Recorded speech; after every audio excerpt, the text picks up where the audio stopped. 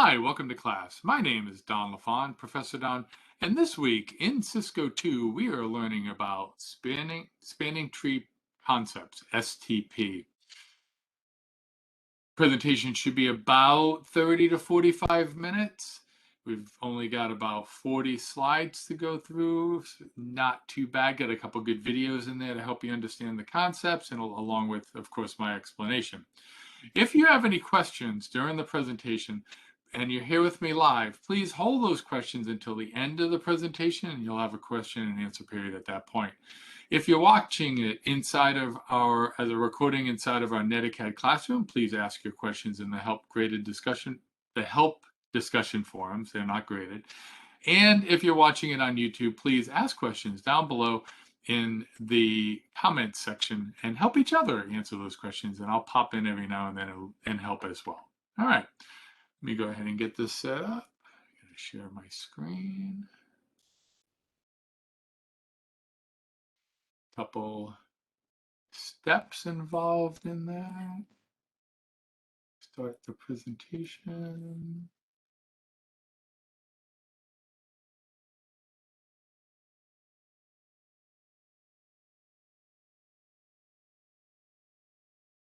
All right.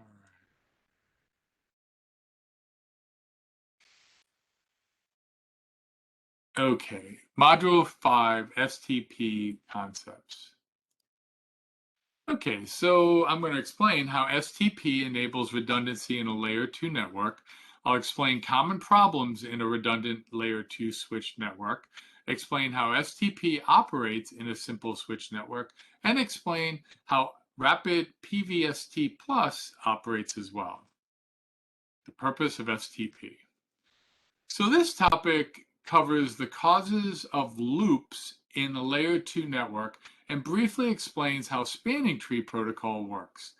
Redundancy is an important part of our hierarchical design. That's probably better than I've ever said that word before. I'm going to leave it there. For eliminating single points of failure and preventing disruption of network services to users. Redundant networks require the addition of physical paths, but logical redundancy must also be part of the design. Having alternate physical paths for data to traverse the network makes it possible for switches to access network resources despite path disruptions. However, redundant paths in a switched Ethernet network may cause both physical and logical layer 2 loops. Ethernet LANs require a loop-free topology with a single path between any two devices. A loop in an Ethernet LAN can cause continued propagation of Ethernet frames until a link is disrupted and breaks the loop. A broadcast storm is an abnormally high number of broadcasts overwhelming the network during a specific amount of time.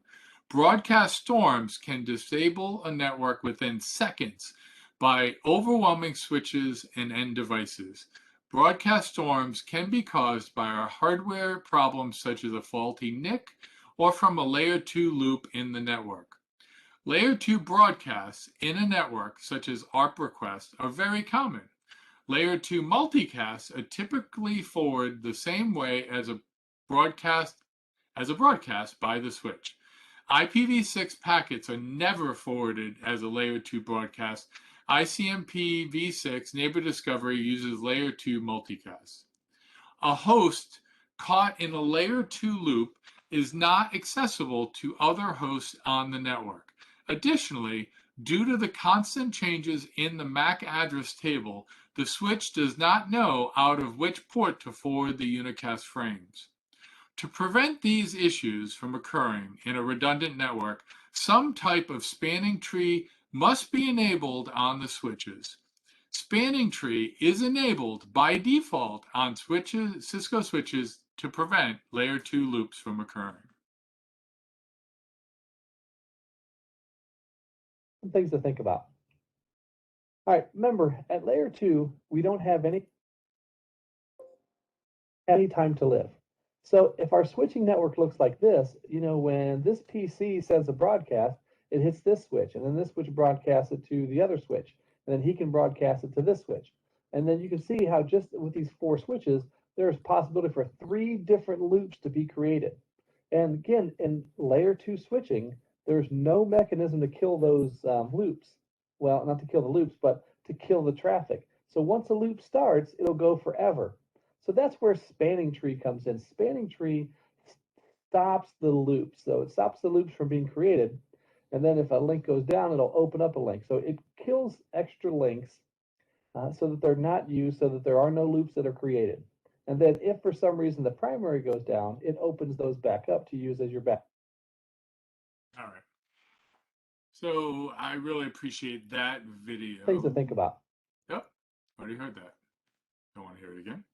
So spanning tree protocol is a loop prevention network protocol that allows for redundancies while creating a loop-free layer 2 topology. STP logically blocks physical loops in the layer 2 network by preventing frames from circulating the network forever.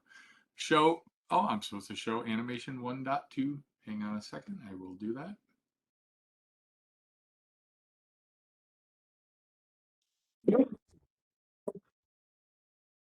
Okay, so I went ahead and I brought up the video. So here is spanning tree protocol to stop loops.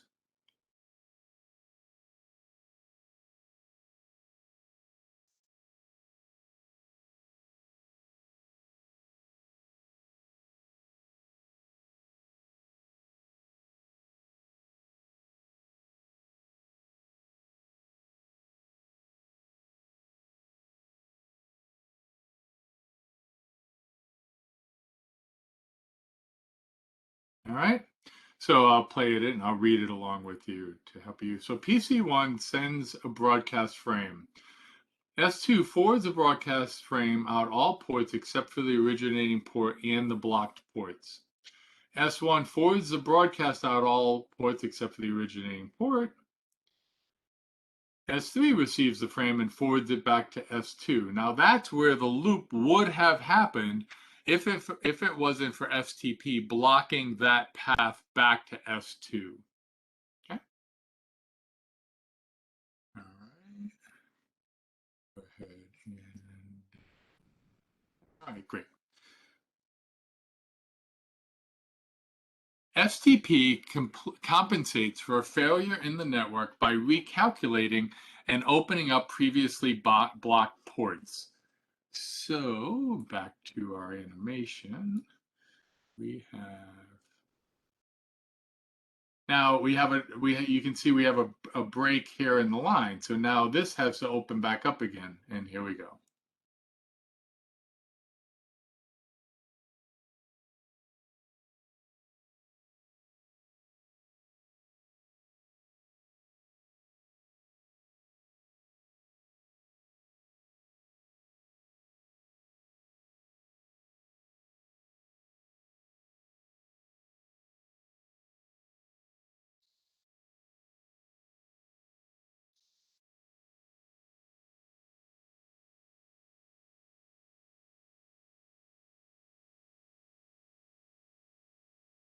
Okay, I'm going to read along this time. So the trunk link between S2 and S1 has failed. S2 unblocks the port for trunk 2. PC1 sends a broadcast frame to S2. S2 forwards the broadcast all out, switch all ports except for the originating port and the failed link to trunk 1. S2 forwards the broadcast out all available switch ports except for the originating port. And S1 forwards the broadcast out only FO3. Okay. All right. Hopefully that helps you understand how we still have redundancy even if we're using STP.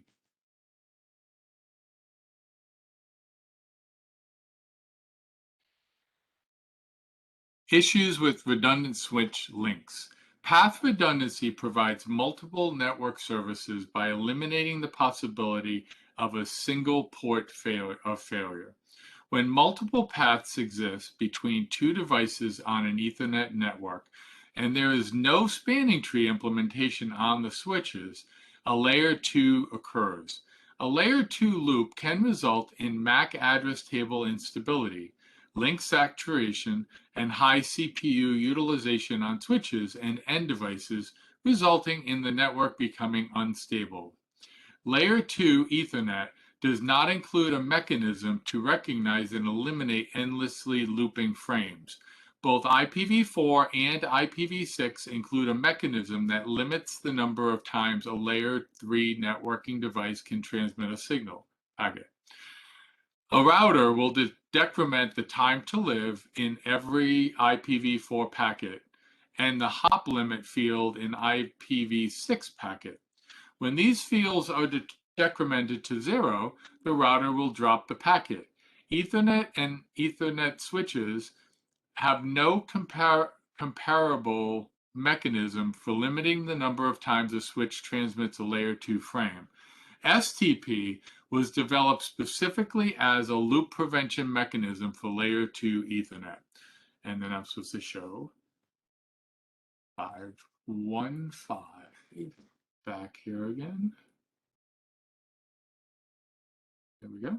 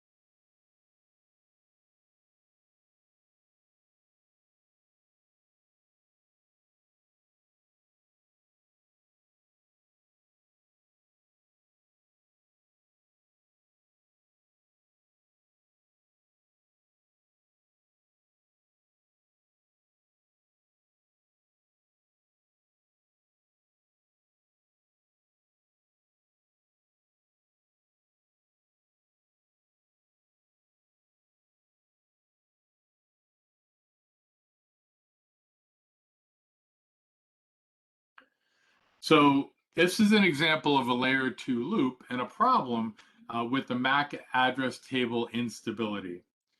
So to play it again, S2 updates the MAC address table. PC1's MAC address is mapped to F011, which it should be.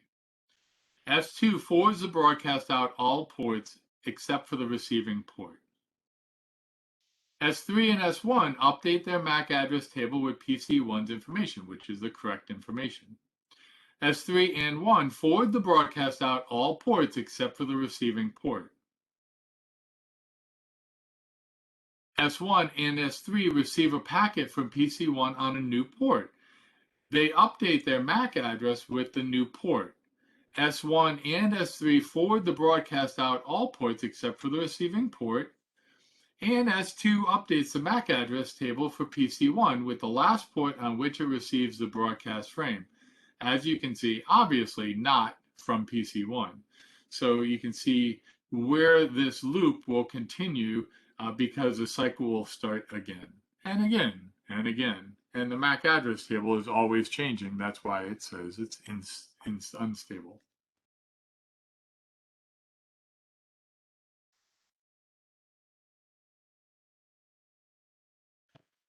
Without STP enable, layer 2 loops can form, causing broadcast, multicast, and unknown unicast frames to loop endlessly.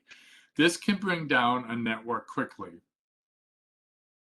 When a loop occurs, the MAC address table on a switch will constantly change with the updates from the broadcast frame, which result in MAC database instability. This can cause high CPU utilization, which makes the switch unable to forward frames. An unknown unicast frame is when the switch does not have the destination MAC address in its MAC address table and must forward the frame out all ports except for the ingress port. Issues with layer 1 redundancy. Oops. So both S1 and S3 have an entry in their MAC address table for PC4, both forward the frame accordingly. So as we noticed a moment ago, so PC1, the S2 should have the correct port being FO11, right? But switch 3 and switch 1 both think, oh, here we're talking about PC4, not PC1 anymore. So PC4, they think it's, oh, that's correct. So what's the next slide say? Let's see.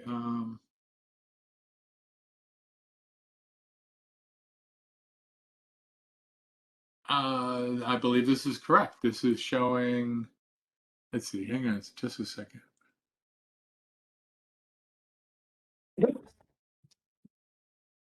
Okay, the problem is that it's a unicast transmission here. So it should only be one frame that's being transmitted, but we have two frames transmitted because of the fact that S2 broadcasts that frame out both ports FO2 and FO1. So ultimately,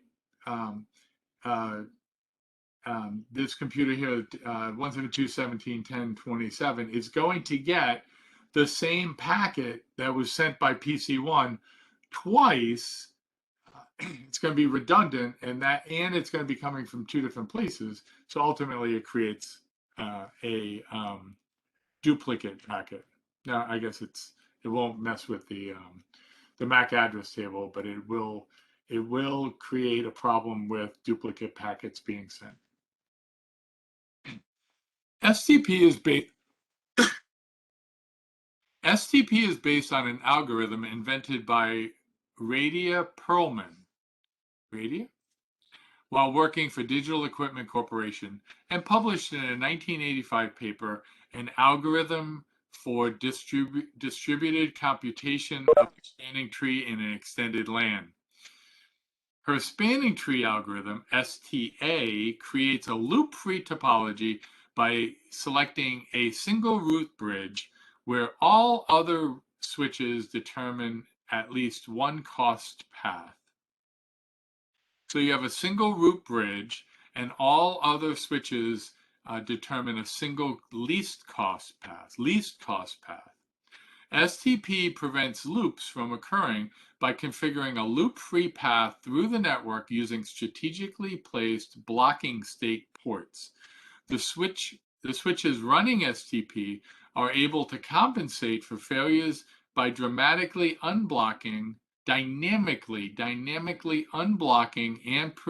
the previously blocked ports and permitting traffic to traverse the alternate path. We saw that on one of the earlier videos, how when there was a blocked path, another path opened to allow traffic to continue. How does STA, spanning tree algorithm, create a loop-free topology?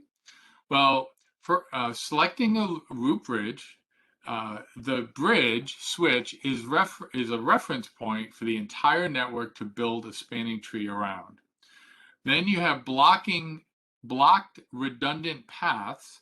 STP ensures that there is only one logical path between all destinations on the network by intentionally blocking redundant paths that may cause a loop.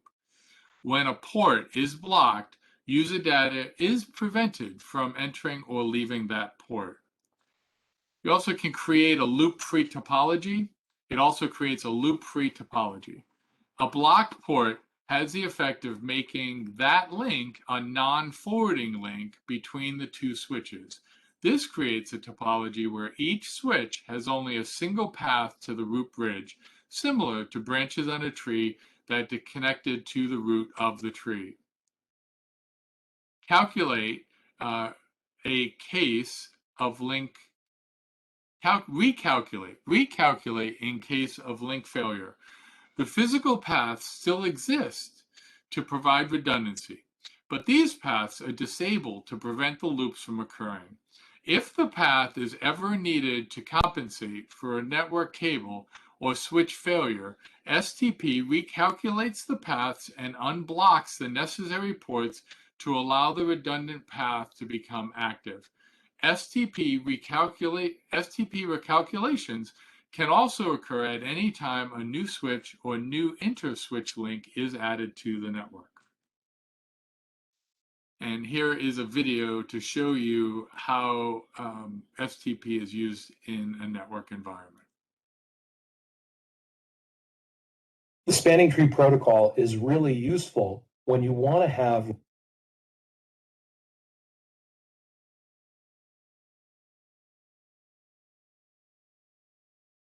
spanning tree protocol is really useful when you want to have redundancy in your network. You want to have backup paths, backup links, backup switches, but this causes potential loops in the environment. In this case, the spanning tree protocol has recognized there's a loop in the environment and it's shut down one of the links.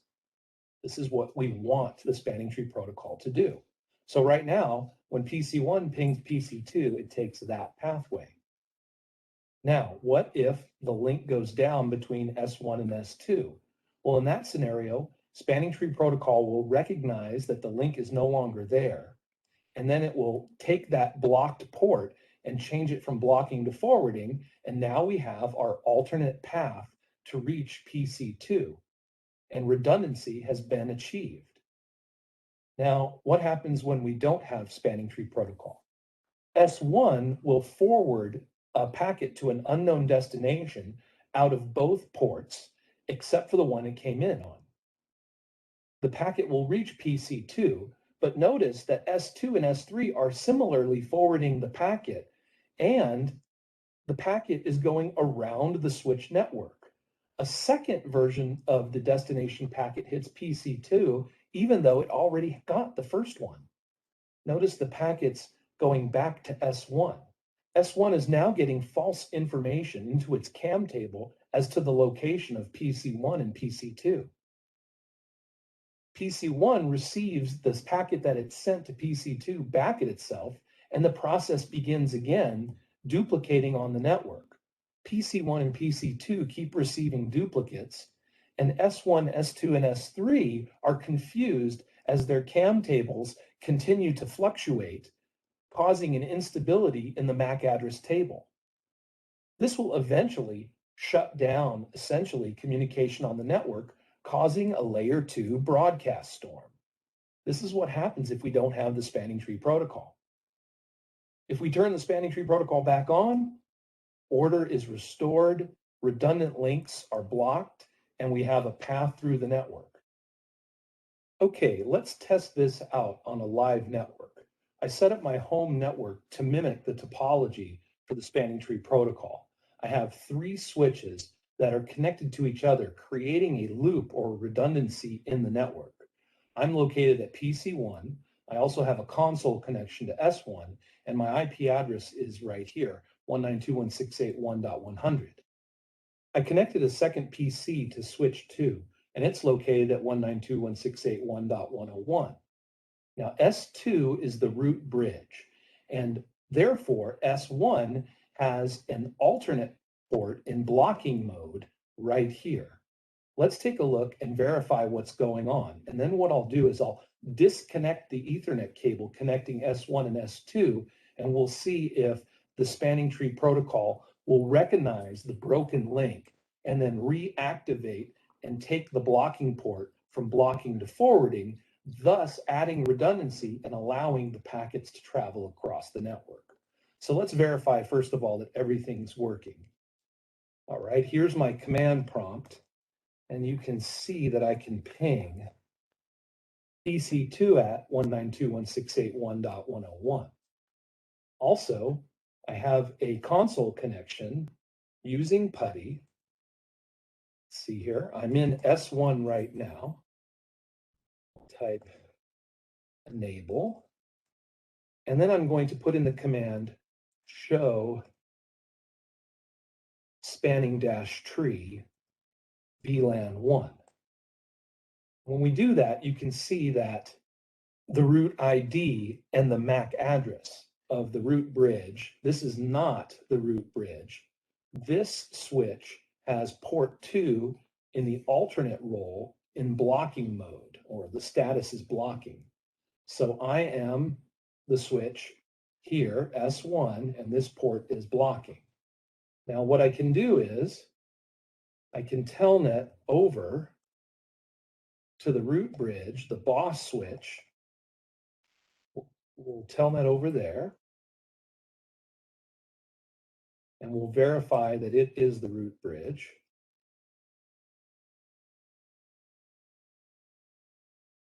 You can see it says this bridge is the root. I'm in S2. All right, so what I'll do, notice all ports are in forwarding mode. I'll exit out and go back to S1. So now what I'm going to do is I'm going to disconnect the Ethernet cable connecting S1 to S2. Right, there goes the cable. And you can see that a link just went down. So we'll do a show spanning dash tree VLAN 1, and you can see that we've lost a switch port. And notice this is in learning mode, status learning. So it's changing from blocking, notice port 2, to learning. And then if I put the command in again, now it's forwarding. And now I should be able to ping PC2 once again. And I can, except this time, the path that it's taking with the broken link is this way.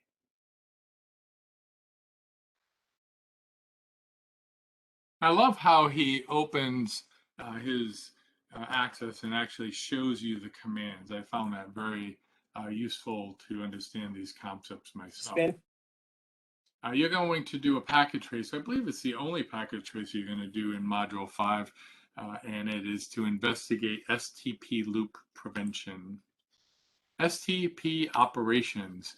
So steps to a loop-free topology. We're going to go a little deeper, a little bit of redundancy. I'm going to read a couple things that I've already read you once, but it helps to understand it if you hear it a couple times. So steps to using a loop-free topology. So using the spanning tree algorithm, STA, STP builds a loop-free topology in a 4-step process. First, you need to elect the bridge. Then you elect the root ports, elect the designated ports, and then elect the alternate or blocked ports. During STA, the spanning tree algorithm, and STP functions, switches use bridge protocol data units, BPDUs, to share information about themselves and their connections. BPDUs are used to elect the root bridge, root ports, designated ports, and alternate ports. Each BPDU contains a bridge ID, a BID, that identifies which switch sent the BPDU. The BID is involved in making many of the spanning tree algorithm decisions, including root bridge and port roles. The BID, the bridge protocol, bridge ID value is determined by the combination of these 3 fields. The bridge priority is the default priority value for all Cisco switches, and it is the decimal value 32768. The range is 0 to 61,440 in increments of 4096. A lower bridge priority is preferable. A bridge priority of 0 takes precedence over all other bridge priorities. So when you turn on a switch, it comes on with 32,768. All of them do. Then they're equal. So what happens when it's equal? We'll get to that. The extended system ID. The extended system ID value is a decimal value added to the bridge priority value in the BID to identify the VLAN for this BPDU and MAC address. When two switches are configured with the same priority and they have the same extended system ID, the switch having the MAC address with the lowest value expressed in hexadecimal will have the lower BID. AAAA would be lower than BBBB, for example.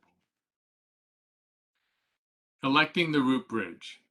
The spanning tree algorithm designates a single switch as the root bridge and uses it as the reference point for all path calculations. Switches exchange BPDUs to build the loop-free topology, beginning with selecting the root bridge. All switches in the broadcast domain participate in the election process. After a switch boots, it begins to send out BPDU frames every 2 seconds. These BPDU frames contain the BID of the sending switch and the BID of the root bridge, known as the root ID. The switch with the lowest BID will become the root bridge. At first, all switches declare themselves as the root bridge with their own BID set as the root ID. Eventually, the switch learns through the exchange of BPDUs which switch has the lowest BID and will agree on root bridge. So in this picture, the priority is what goes first. So 32, so 2457 is the lowest switch out of these three. So the lowest switch is 24577, 24577. It's the lowest number, so it becomes a root bridge. Because the default BID is 32768, it is possible for two or more switches to have the same priority. In this scenario, when the priorities are the same, the switch with the lowest MAC address would become the root bridge. The administrator should configure the desired root bridge with the lower priority, because you don't want just the MAC address being the reason something is a root bridge. In the figure, all switches are configured with the same priority of 32769. Here, the MAC address becomes the deciding factor as to which switch becomes the root bridge.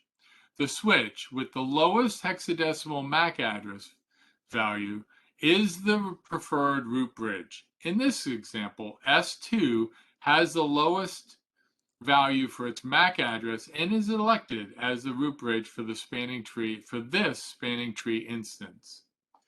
So you can see the MAC address is 222223333331111. So this becomes the root bridge.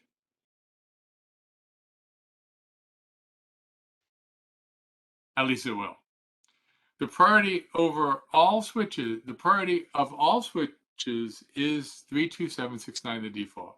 The value is based on 3268 default bridge value, actually 32768 default bridge value, which I told you earlier, and the extended system ID of VLAN 1, that gives you the 32769. I promise you I will miss that on an exam every time. Don't be like me. 32768 we learned earlier is the default value. 32769 is the default value plus VLAN 1. You just add it together, and that gives you 32768 32769, and you can see that. Let me zoom in. 32769, 32769. These two are the same. So the MAC address then takes over. Oh no, wait, no. This is still 24577. I think they fixed that here in a moment. I should fix that slide. Anyway, so I jumped ahead thinking it was there. So when you have the same priority, then you go to the MAC address. And but this one still has that lower. This one still has the lowest priority. They haven't changed my diagram here, so it's confusing to explain the point because they don't explain it.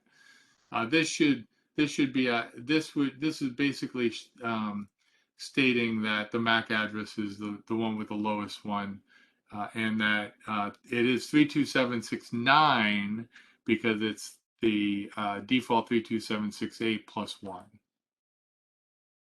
When the root bridge has been elected for a given spanning tree instance, the spanning tree algorithm starts determining the best paths for the root bridge from all destinations in the broadcast domain. The path information, known as the internal root path cost, is determined by the sum of all of the individual port costs along the path from the switch to the root bridge. When a switch receives the BPDU, it adds the ingress port cost of the segment to determine its internal root path cost. The default port costs are defined by the speed at which the port operates. The table shows the default port costs suggested by IEEE. Cisco switches by default use the values as defined by IEEE 802.1d standard, also known as the short path cost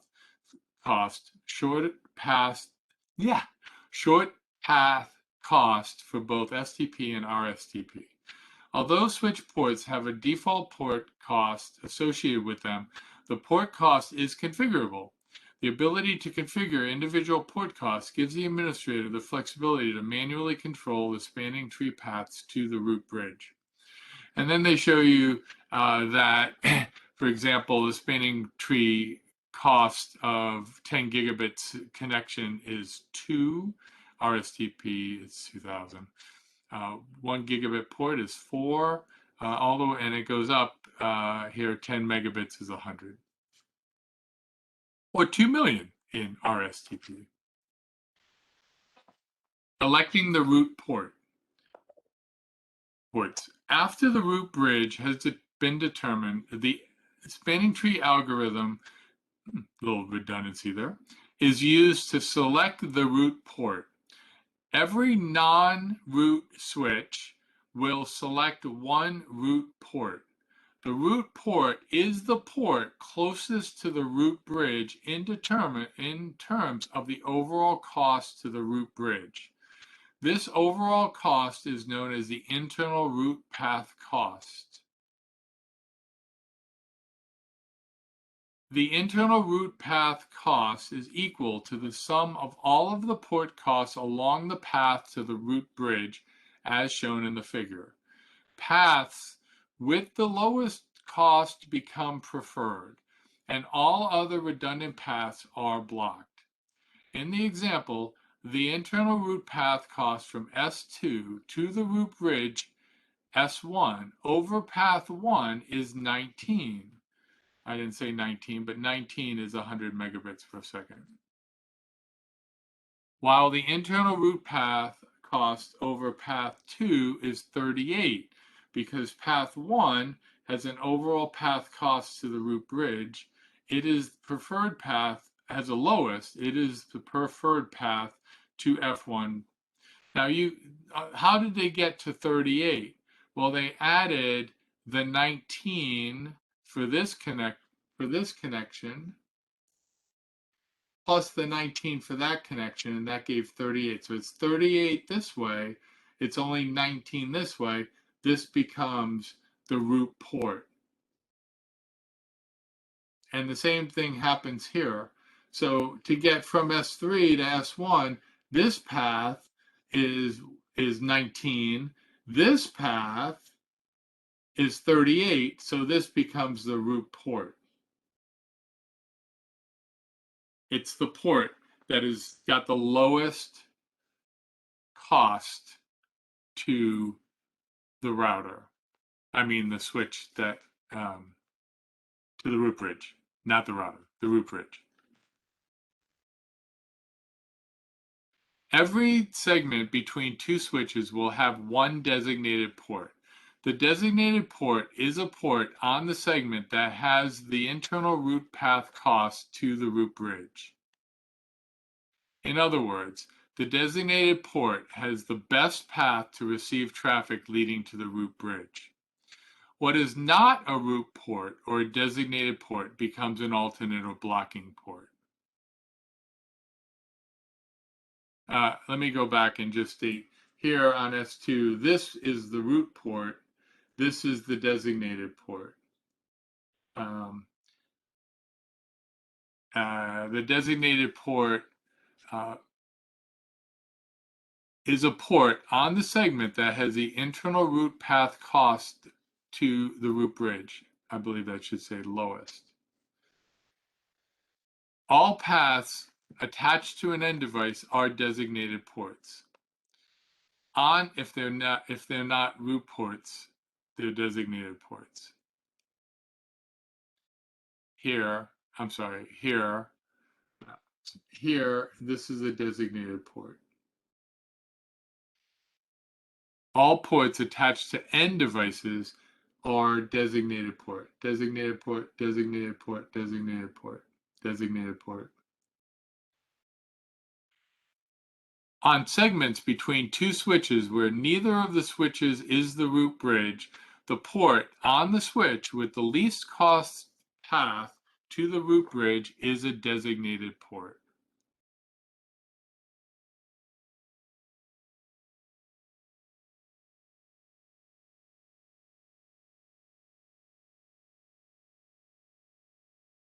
All right, port roles. You have to.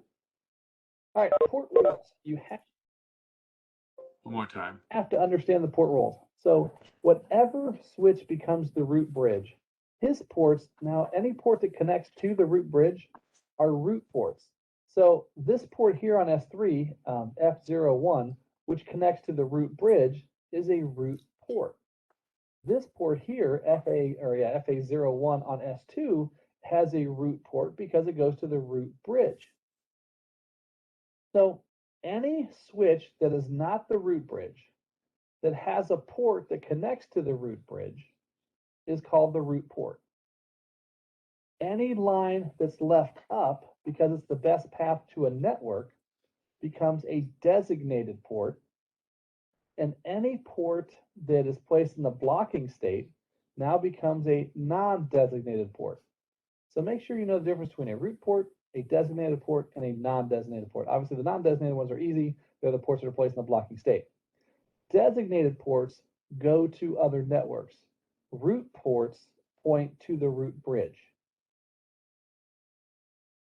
All right, and that question always rears its ugly head. They show you some schematic like this, and they say, hey, S1 is the route port or the route bridge, and they say, hey, what would you call this link here on S3 that points to the route bridge? And then obviously the answer would be route port.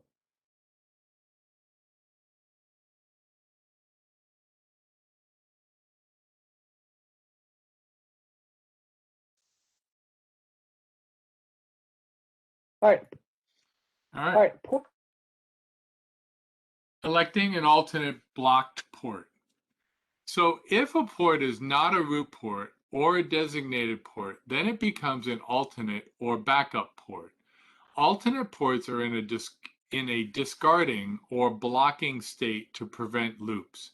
In the figure, the spanning tree algorithm has configured port FO2 on S3 in the alternate route. Let's look at that. So that is FO2 on S3. This port is an alternating port. Port FO2 on S3 is in a blocking state and will not forward Ethernet frames. All other inter-switch ports are in forwarding states. This is the loop prevention part of STP. When a switch has multiple equal cost paths to the route bridge, the switch will determine a port using the following criteria. The lowest sender BID, the lowest sender port priority, the lowest sender port ID, and we'll cover those. So the lower sender BID, the topology has 4 switches with switch 1 as the root bridge. Port FO1 on switch S3 and port FO3 on switch S4 have been selected as root ports because they have the the lowest root path cost to the root bridge for the respective switches. S2 has 2 ports, FO1 and FO2, with equal cost paths to the root bridge. The bridge IDs of S3 and S4 will break the tie. This is known as the sender's BID.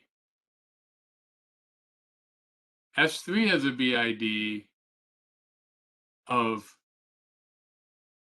32769, and then all 5s. S4 has a BID of 32769, the same number, and all 1s. Because S4 is a lower BID, the F1 port of S2, which is the port connected to S4, will become the root port.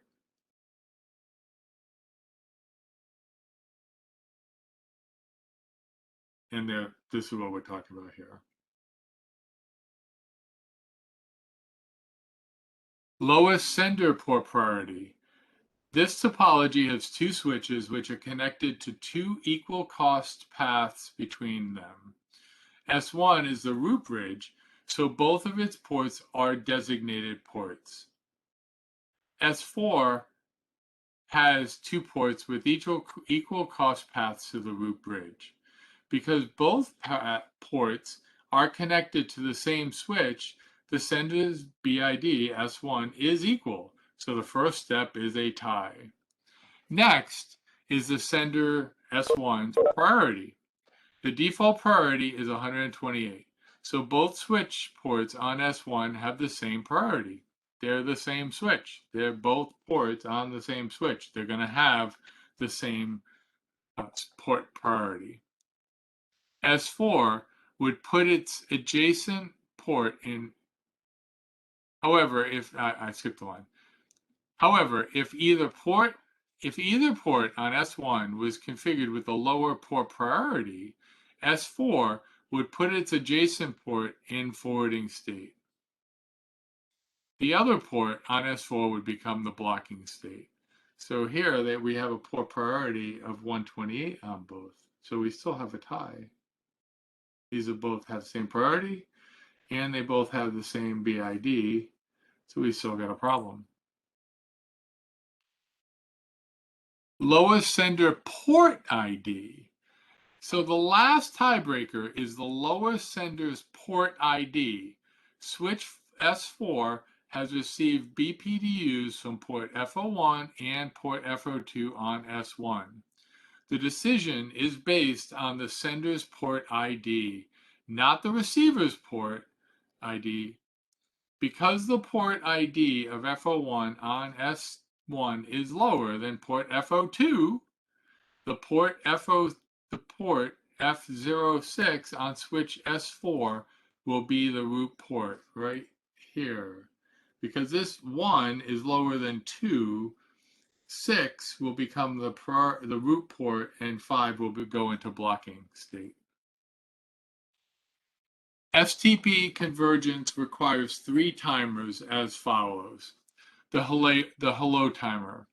The hello time is the interval between BPDUs. The default is 2 seconds, but can be modified to between 1 and 10 seconds. There's also a forward delay timer. The forward delay is the time that is spent in listening and learning state. The default is 15 seconds, but can be modified between 4 and 30 seconds. The max age timer. The max age timer is the maximum length of time that a switch waits before attempting to change the STP topology. The default is 20 seconds, but it can be modified to between 6 and 40 seconds. The default times can be changed on the root bridge, which dictates the value of these timers for the STP domain. STP facilitates the logical loop-free path through the broadcast domain. The spanning tree is determined through the information learned by the exchange of BPDU frames between the interconnected switches. If a switch port transitions between the blocking state to the forwarding state without information about the full topology during the transition, the port can temporarily create a data loop. For this reason, STP has 5 port states, 4 of which are operational port states as shown below. The disabled state is considered non-operational. So we have blocking, no BPTU received, max age 20 seconds. Listening, and here it says the link comes up, and it was in blocking, right? It was in blocking. When it remains in blocking state until STP determines if the port is a root or designated port. During this period, it listens. This is 15 seconds. It's listening mode. Then if it determines that it is going to be the root bridge, then it learns, which takes there's a delay, the forward delay of 15 seconds, and then it starts forwarding. This table summarizes the operational details of each port state. So we have blocking. It receives only, no updates to the MAC address table, and it does not frame. It's blocking. It just receives. Listening, receive and send, no updates. It does not forward data frames. It only receives and sends BPDUs. Learning, it receives and sends BPDUs, but it's still updating, so there's no, it doesn't forward frames. Now this makes sense. If it's blocking, it's not forwarding frames. If it's listening for information from BPDUs, then it's not forwarding frames, it's just listening. If it's learning, it's not forwarding frames, it's just learning. Only until it goes to the forwarding state does it forward data frames. That makes sense. In forwarding, you're forwarding frames, right? It receives and sends BPDUs, and it updates the MAC address table. And disabled, it does not send or receive BPDUs. There's no updates, obviously, and it does not forward frames. STP can be configured to operate in an environment with multiple VLANs. In per VLAN spanning tree PVST versions of STP, there is a root bridge elected for each spanning tree instance. This makes it possible to have different root bridges for different sets of VLANs. STP operates in a single instance of STP for each individual VLAN. If all ports on all switches are members of VLAN 1, then there is only one spanning tree instance. Evolution of STP. Now, at this point, I hope you understand the concept of STP, the purpose of STP, the different modes of operation, because we are about to talk about the new or newer variations of STP. So many professionals generally use spanning tree and STP to refer to the various implementations of spanning tree, such as Rapid Spanning Tree Protocol, RSTP, and Multiple Spanning Tree Protocol, MSTP. In order to communicate spanning tree concepts correctly, it is important to refer to the implementation or standard of the spanning tree in context. The latest IEEE documentations on spanning tree says STP has now been superseded by the Rapid Spanning Tree RSTP protocol. The IEEE uses STP to refer to the original implementation of spanning tree and RSTP to describe the version of spanning tree specified in IEEE 802.1d 2004.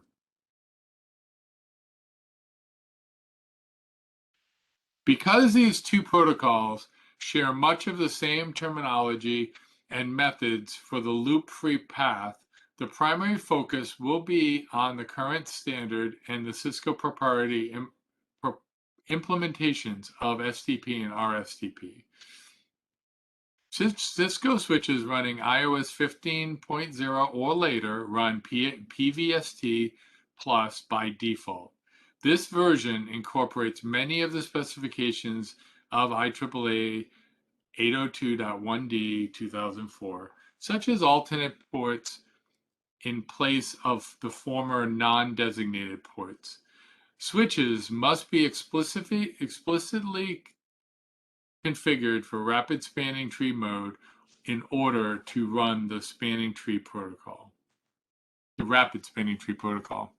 And here they list them, and I am not going to read this slide, but you can see there's several variations. Today we mainly talked about the first one, STP, and then they point out that it has been updated by superseded by PVST. And then they threw out the 802.1d 2004. That is the standard updated version of STP. It goes on to show you some more. RSTP supersedes the original 802.1d while retaining backward compatibility. The 802.1w STP terminology remains primarily the same as the original 802 IEEE 802.1d STP terminology. Most parameters have been left unchanged. Users that are familiar with the original STP standards can easily configure RSTP. The same spanning tree protocol is used for both STP and RSTP to determine port roles and topology. RSTP increases the speed of the recalculation of the spanning tree when the layer 2 network topology changes. RSTP can achieve much faster convergence in a properly configured network, sometimes in as little as 200 milliseconds.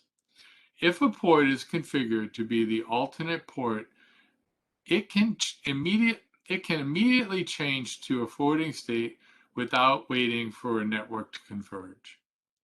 Rapid PVST Plus is the Cisco implementation of RSTP on a per VLAN basis. With Rapid PVST Plus, an independent instance of RSTP runs for each VLAN.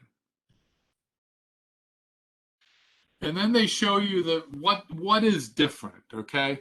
So here in RSTP, instead of having five in RSTP, instead of having 5 port states and then 1 disabled, it's 6, but they counted 5 plus 1. You have I'm sorry, instead of 5, you have 4 plus 1. STP is the concept. RSTP is a concept. You have discarding and then learning and forwarding. And we'll talk about how that actually works. Root ports and designated ports are the same for both STP and RSTP. However, there are 2 RSTP port roles that correspond to the blocking state in STP. In STP, a blocked 4 times port is defined as not being the designated or root port. RSTP has 2 port roles for this purpose. So here you can see we both have root port. Both have root port, both have designated port, but blocked port is backup port and alternate port. Now this is for RSTP. Remember we were talking about actually the different ports on the topology, and one was a root port and one was a designated port and one was back, that's what they're talking about here. We were either root port, designated port, or blocked. And now with RSTP, we have root port, designated port, but then we have backup port and alternate ports. And we'll talk about that. An alternate port has an alternate path to the root bridge. The backup port is a backup to a shared media such as a hub. A backup port is less common because hubs are now considered legacy systems or devices. So this would be called a backup port. I'm sorry, this is the alternate port and this is the backup port. This is the alternate port and that's the backup port. Obviously, it's written right there. Portfast and BPDU. I wanted to add some pictures here. I really did. But you can't just find a picture of Portfast. Anyways, when a device is connected to a switch port, or when a switch powers up, the switch port goes through both the listening and learning states, each time waiting for the forward delay timer to expire. This delay is 15 seconds for each state for a total of 30 seconds. This can present a problem for DHCP clients trying to discover DHCP server because the DHCP process may time out.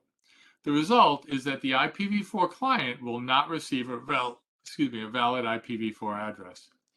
When a switch port is configured with Portfast, the port transitions from blocking to forwarding state immediately, avoiding the 30-second delay.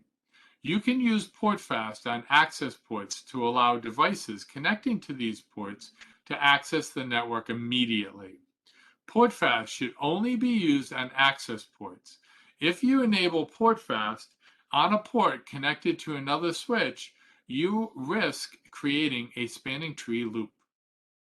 A Portfast-enabled switch port should never receive BPDUs because that would indicate that the switch is connected to a port, potentially causing a spanning tree loop. Cisco switches support a feature called BPDU guard. When enabled, it immediately puts the switch port in an error-disabled state, error-disabled state, upon receipt of any BPDU. This protects against potential loops by effectively shutting down the port. The administrator must manually put the interface back into service. Over the years, organizations required greater resiliency and availability in the LAN. Ethernet LANs went from a few interconnected switches containing a single router to a sophisticated hierarchical network design, including access distribution and core layer switches. Depending on the implementation, layer 2 may include not only the access layer, but also the distribution layer or even core layers. These designs may include hundreds of switches with hundreds or even thousands of VLANs. STP has adapted to the added redundancy and complexity with enhancements as part of RSTP and MSTP. An important aspect to network design is fast and predictable convergence when there is a failure or a change in the topology. Spanning tree does not offer the same efficiencies and predictabilities provided by routing protocols at layer 3. Layer 3 routing allows for redundant paths and loops in the topology without blocking ports. For this reason, some environments are transitioning to layer 3 everywhere except where devices connect to the access layer switch. In other words, the connections between access layer switches and distribution switches would be layer 3 instead of layer 2.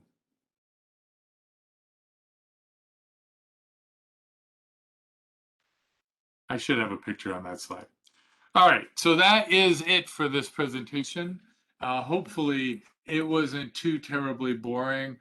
There was or is a lot of reading, a lot of words to explain concepts in this presentation. Hopefully the videos helped.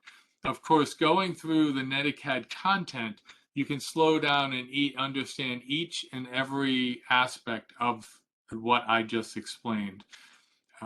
If you're not in NetAcad, if you're learning this on YouTube or watching my videos on YouTube, then I encourage you to check out itexamanswers.net. Now, I don't get paid by them. Matter of fact, sometimes they go down, and don't blame me. It's not my website, and I don't have any control over them. But it is the same content that's in NetAcad. They have duplicated it for those people that are not in NetAcad. NetAcad is free for college students. You just have to pay your tuition. So why shouldn't NetAcad be free to the outside world? I think that is why NetAcad doesn't shut down websites like that. I'm sure that there are other websites in addition to itexamanswers.net that also have the content. So go through the content slower, understand the concepts, because especially when it talks about the different ports on switches and the different states that the blocking and learning mode, you need to learn the different modes. All right, so that's enough for me today. Enough for this presentation. My name is Don LaFont, Professor Don. If you're watching live, I'm sure you have plenty of questions, and I'll answer them in just a couple minutes. If you're watching it as a recording inside of NetAcad, please ask your questions inside of the help discussion forums, and we will help you understand these concepts. And if you are on YouTube, please, first of all, rate and subscribe. I appreciate that. But also ask questions down below. And if you have any suggestions, please let me know. I do appreciate the interaction with my YouTube fans. Anyways, again, Don LaFont. My name's Don LaFont, Professor Don, and I look forward to helping you learn the concepts this week and in future lessons. Have a great day and a great week if you're doing this in our class. All righty then.